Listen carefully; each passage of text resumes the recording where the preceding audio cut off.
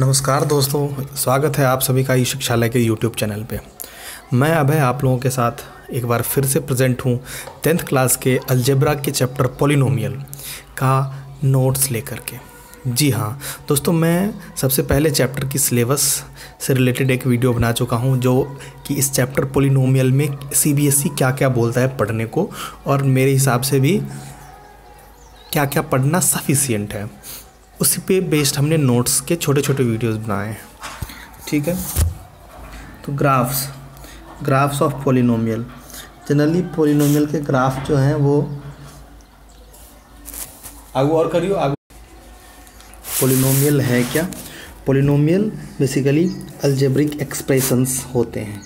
ठीक है, जैसे कि एग्जांपल में हम पॉलिनोमियल का देख चुके हैं कि x + y = कुछ भी 3, x + y = 3, ये एक पॉलिनोमियल है।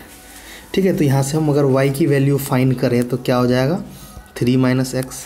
तो जब हमने y की वैल्यू यहाँ पे फाइंड कर ली तो अब हम इसको क्या कर सकते हैं, ग्राफ पे रिप्रेजेंट कर सकते हैं। ठीक है, x और y का टेबल बना लिया। देखिए जब x की वैल्यू 0 होगी, ठीक है, तो y की वैल्यू क्या होगी 3 - 0 यानी 3। जब x की वैल्यू 1 होगी तो y की वैल्यू क्या होगी 3 - 1 2।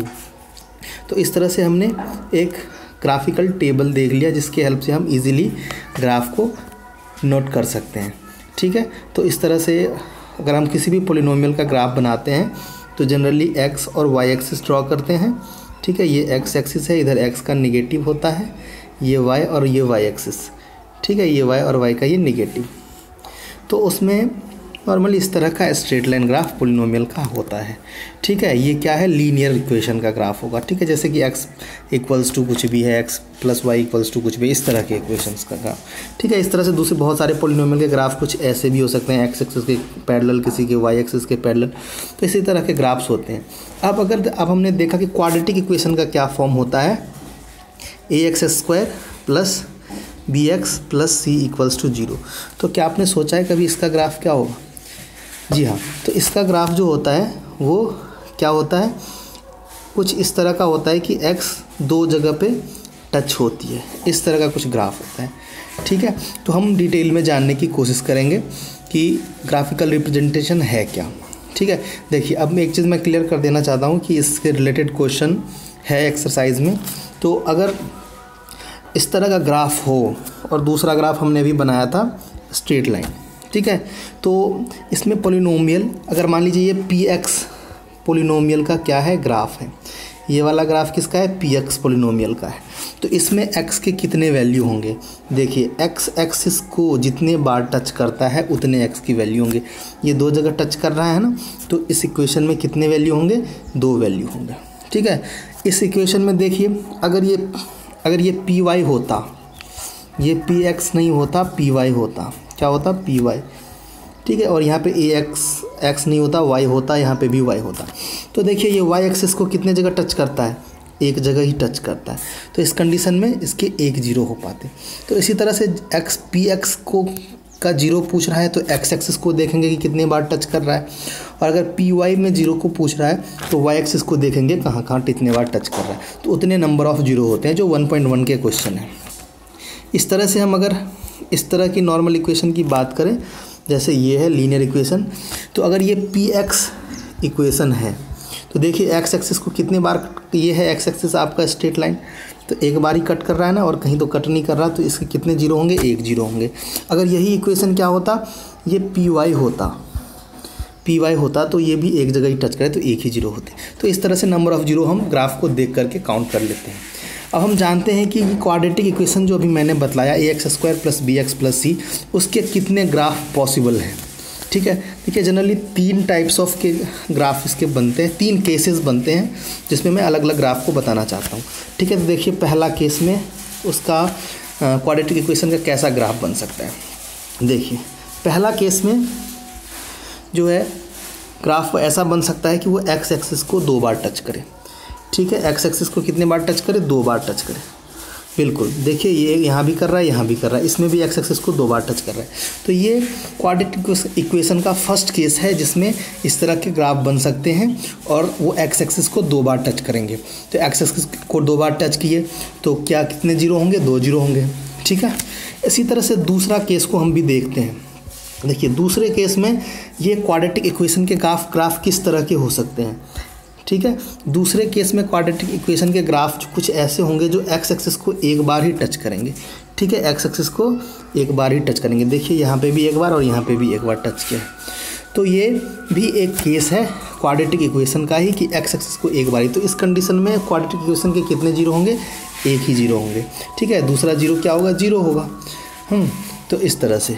तो तीसरा केस, वैसे आपके में इतना डिटेल में क्वेश्चन नहीं है, आपके एक्सरसाइज में यही क्वेश्चन है कि ग्राफ देख करके आपको बताना है कि कितने जीरो होंगे। तो अगर इक्वेशन पी एक्स है तो आप ग्राफ में देख लीजिएगा कि एक्स एक्सिस को कितने बार उस टच किया गया है, उतने जीरो होंगे, ठीक है।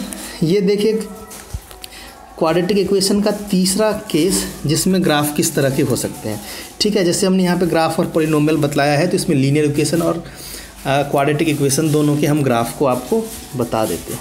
देखिए ये भी तीसरे केस में कैसा हो सकता है, जो एक्स एक्सिस को एक बार भी टच ना करे, ये भी तो ग्राफ हो सकता है, बिल्कुल हो सकता है। देखिए एक्स एक्सिस को एक बार भी टच नहीं किया है, यहाँ भी टच नहीं किया।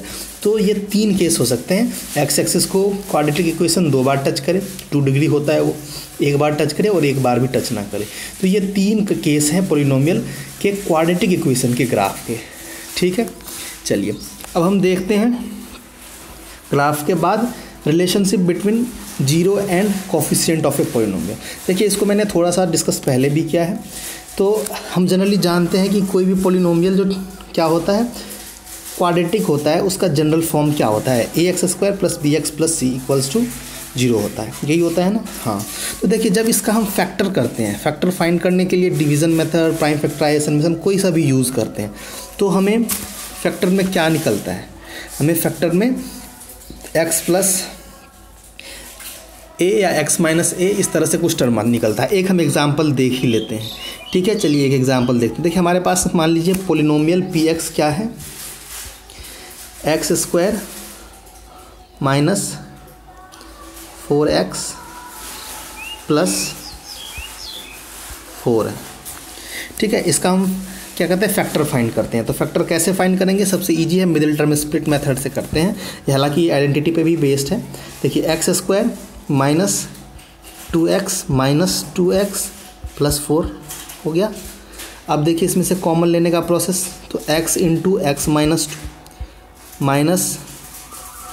2 × x - 2, तो इसका फैक्टर क्या हो जाएगा, x - 2 × x - 2, क्या हो जाएगा factor, x - 2 × x - 2, x - 2 × x - 2।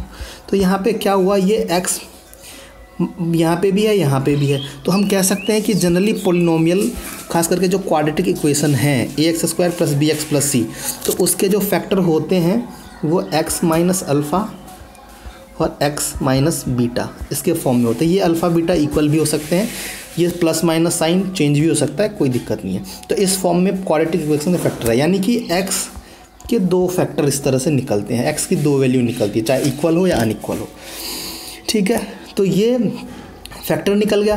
तो इसी फैक्टर में जो अल्फ़ा और बीटा है, इसे क्या कहते हैं, इसे 0 कहते हैं। यानी अल्फ़ा बीटा की वैल्यू को अगर आप इक्वेशन में पुट करते हैं तो हमेशा क्या होता है, px यानी p अल्फ़ा 0 निकलेगा, px की जगह पे अगर बीटा पुट करेंगे तो p बीटा भी 0 निकलेगा, इसीलिए इसको अल्फ़ा बीटा को 0 ऑफ सॉल्यूशन कहते हैं।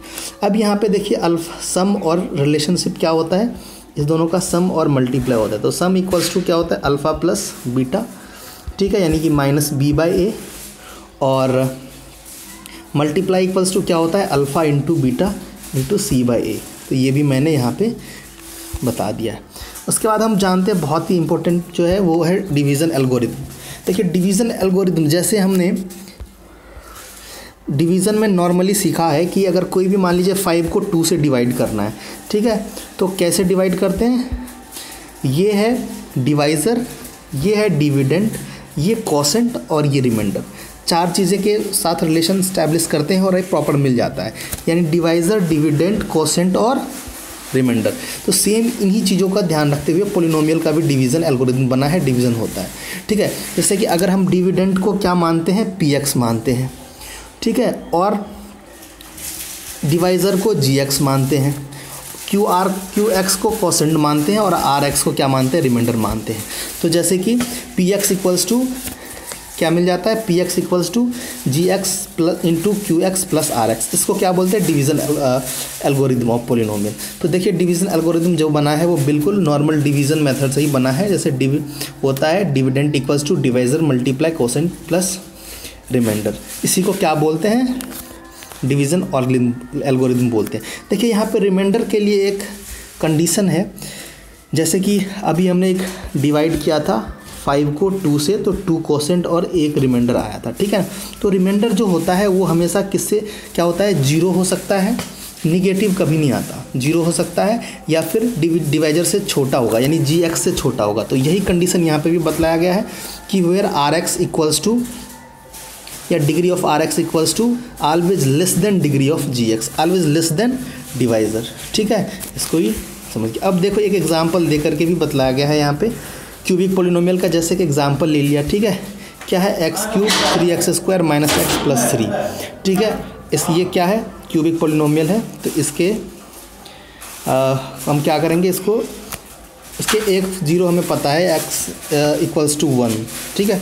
तो x इक्वल्स टू 1 अगर हमें पता है तो x को क्या कर देंगे, इस तरफ शिफ्ट कर देंगे, तो x माइनस 1 इक्वल्स टू 0। तो एक हमें फैक्टर मिल गया x माइनस 1, ठीक है। अब x माइनस 1 से इस क्या इक्वेशन को डिवाइड करेंगे तो हमें, यानी कि हमारे पास ये px है और gx मिल गया, ये क्या है, gx। तो px को gx से डिवाइड करेंगे तो qx और rx मिल जाएगा, ठीक है।